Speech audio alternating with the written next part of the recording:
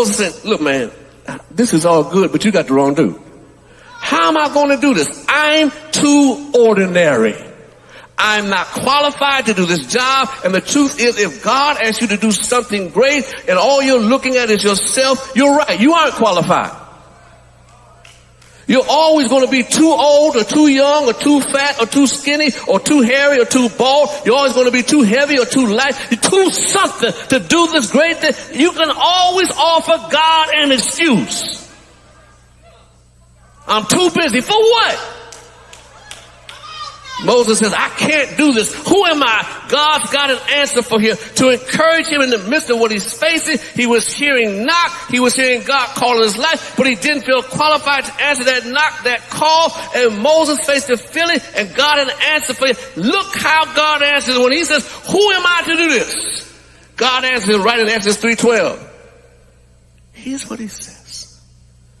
I will be with you. I'm trying to stay calm here because the amazing thing to me about this is God could have built Moses up. He could have been Moses' hype man. Moses, you know who you are. You're the man who grew up in Pharaoh's household. You know who you are. You're the one that understands the ins and outs of government on a personal basis better than anyone else I could call. You know who you are. You're the best man for the job. But instead of saying that, because he knows that wouldn't be enough, he knows that building Moses up would not be enough. To build his ego up would not be enough. To be his hype man would not be enough. He simply says to Moses, bunk all of that. I'm going to be with you.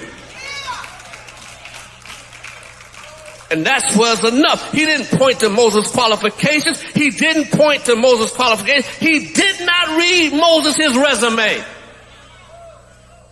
He didn't point to his greatness. He pointed to what he could do. And he simply says, you don't have to worry about who you are. Just know I'm going to be with you. And here today, I don't care what you're going through. If God has called you to greatness, all you really need to know is he's going to be with you.